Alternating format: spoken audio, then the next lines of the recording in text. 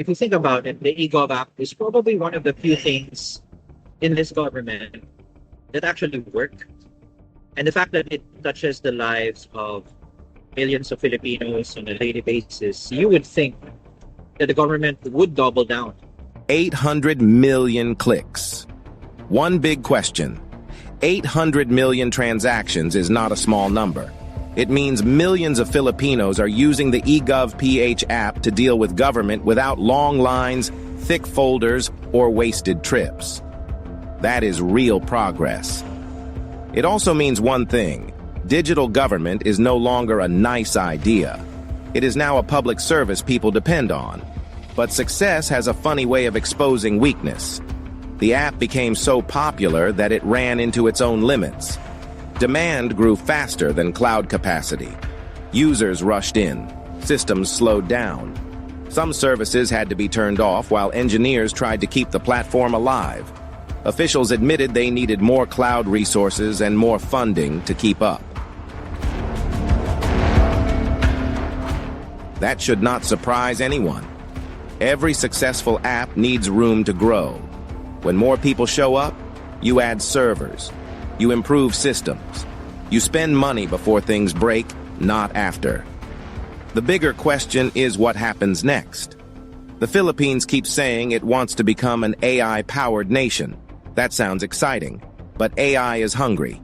It needs computing power, reliable data, and systems that stay online. If today's digital services already struggle during peak demand, how will tomorrow's AI-powered government survive? The AI era is not just about building smarter apps. It is about building stronger foundations. Cloud bills are easy to point at because they come with price tags. But the real problem may not be technology at all. The eGov platform's worst enemy may not be cloud resources. It could be internal politics. I think more than just the technology challenges, there's, I would think, an issue of political will.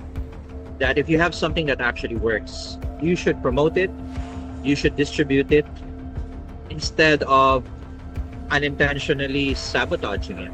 Technology can scale, servers can be added, budgets can be planned. But when funding gets delayed, agencies pull in different directions, or digital projects become political footballs. Even the best engineers cannot code their way out of the problem. Digital government needs steady support, not stop-and-go funding. It needs agencies working together instead of protecting turf. It needs leaders who see technology as long-term infrastructure, not a headline for the next press conference.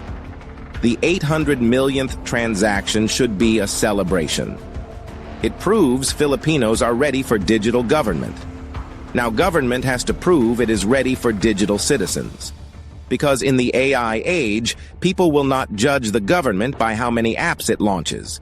They will judge it by a much simpler test. Does it work when they need it most? This is the adoption gap, where we look at the distance between tech promises and tech practices in the Philippines. Thank you for watching.